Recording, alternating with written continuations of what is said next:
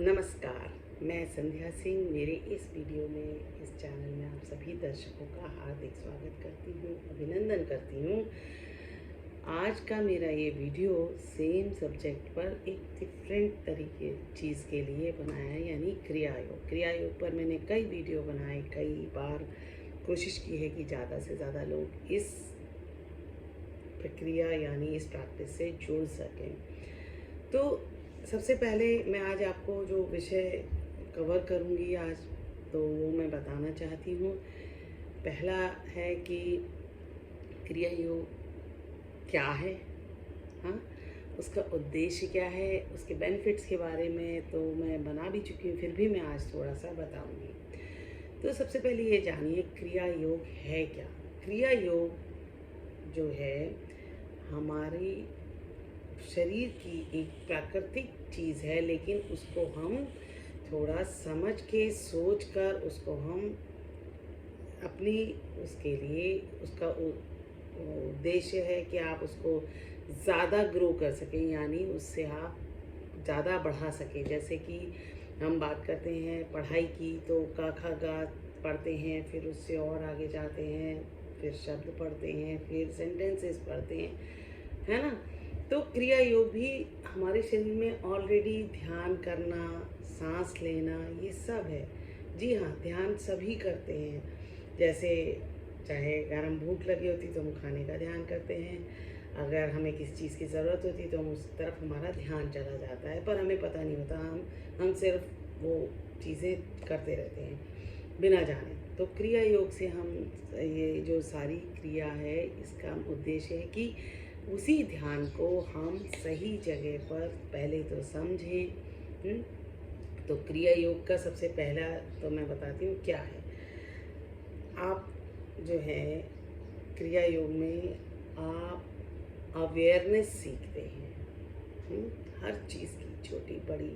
शुरुआत करते हैं सांस से, फिर हम अपने एक्शन से, फिर हमारे शरीर की विभिन्न अंगों को समझना, मन को समझना, मन की विभिन्न चीज़ों को, मन की लेयर्स यानी हर उसको समझना, ये सब हम धीरे धीरे करते हैं।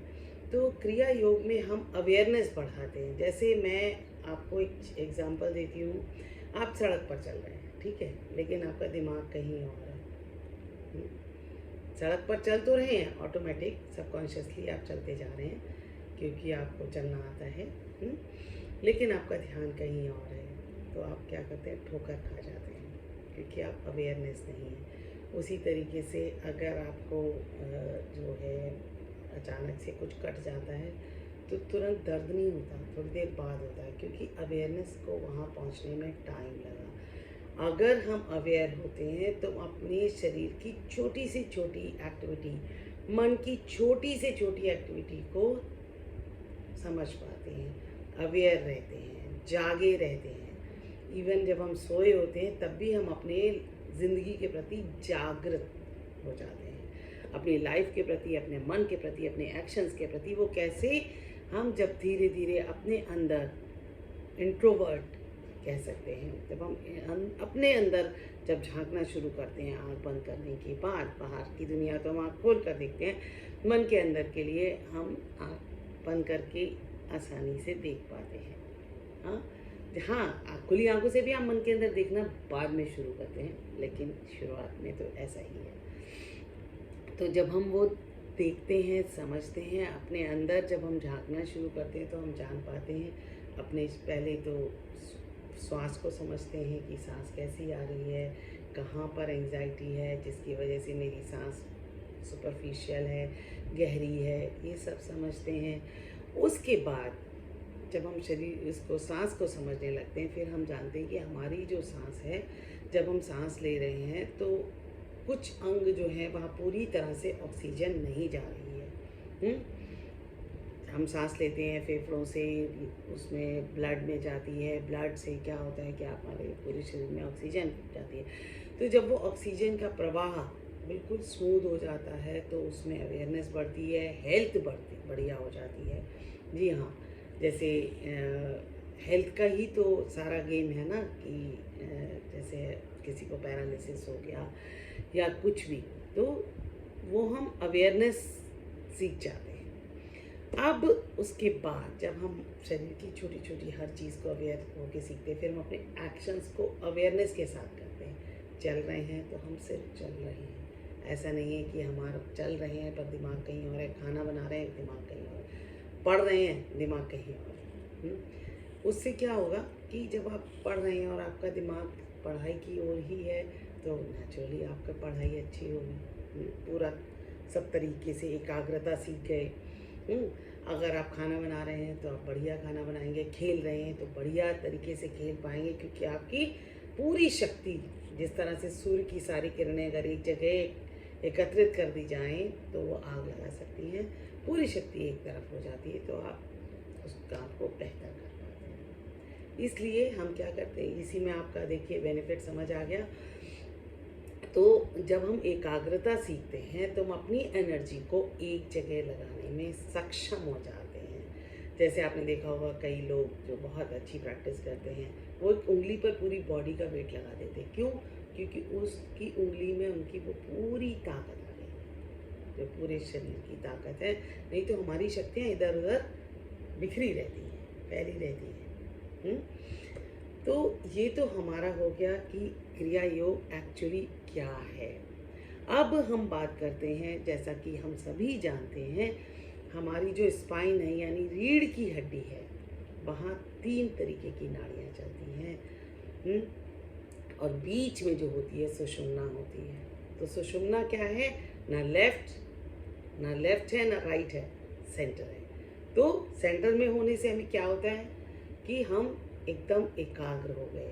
हमारे इफ़ और बट की जो सिचुएशन थी वो ख़त्म हो गई। हम एक पूर्ण एकाग्र होना सीखते हैं, और जब पूर्ण एकाग्रता होती है वो एकदम ज़ीरो पर आती है, और सुषुम्ना से हम समझ पाते हैं हर चीज़ को, बजाय इसने कहा ऐसा, इसने कहा वैसा, और हमारी जो लाइफ की कंडीशनिंग के हिसाब से हम चलते रहते हैं, चाहे वो सही हो या गलत हो। तो इसी तरीके से जब मैंने बताया कि क्रिया योग के द्वारा जब हम पहले धीरे धीरे ध्यान सीखते हैं, ध्यान सीखने के बाद हम ये सीखते हैं कि हम एक पर्टिकुलर जगह पर अपना शक्तियों को कैसे लगा सकते हैं।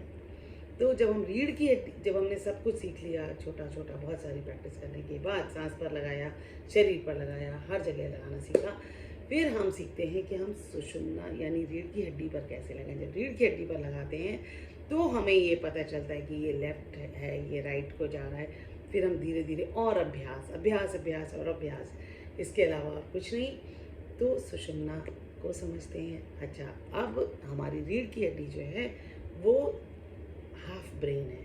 हाँ, रीढ़ की हड्डी में जैसे चोट लगती तो पैरालिसिस हो जाता है और पता नहीं क्या क्या। हाँ, ऐसा नहीं है कि रीढ़ की हड्डी ना हो और हम चलते फिरते रहें। क्यों? वहाँ पर हमारी मोटर न्यूरॉन्स है।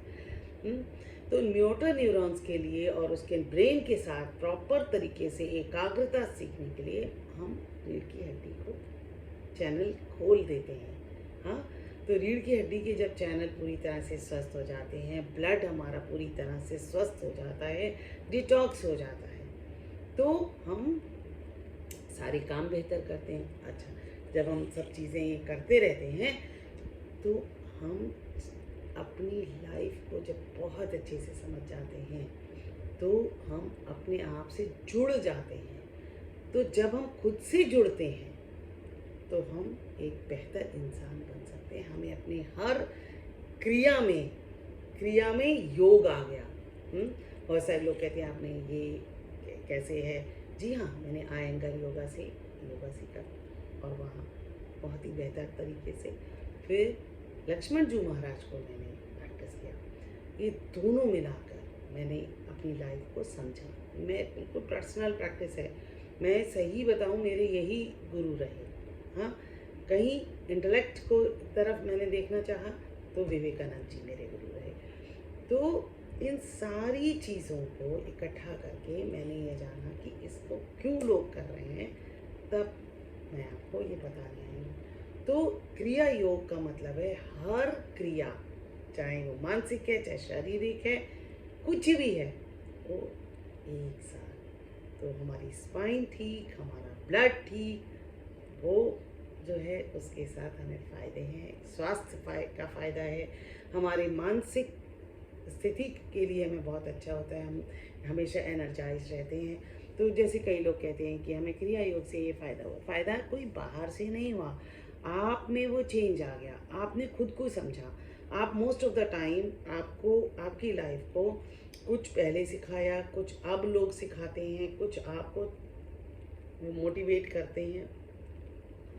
तो आप करना कुछ चाहते थे, जैसे आप मान लीजिए किसी ने कहा कि आपको डॉक्टर बनना है, हाँ, अच्छा डॉक्टर बनने में लग गए, फिर कहीं कुछ और पता चला, फिर वो करने लग गए।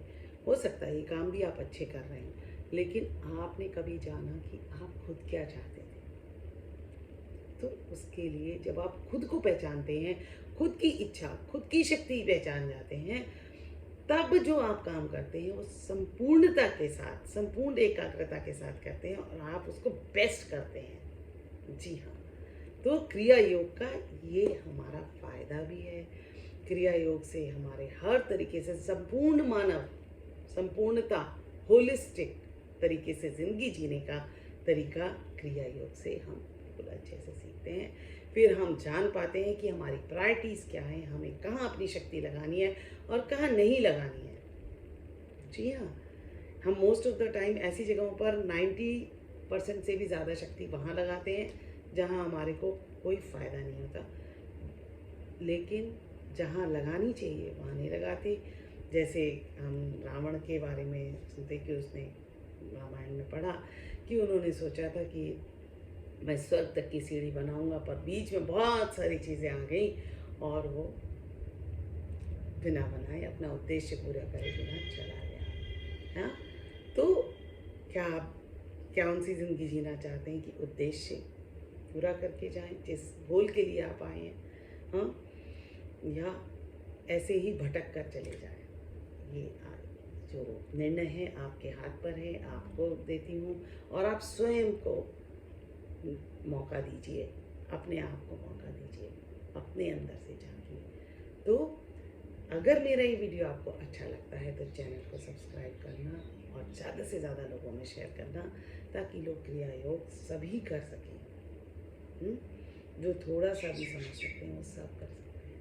ठीक है जी, नमस्कार।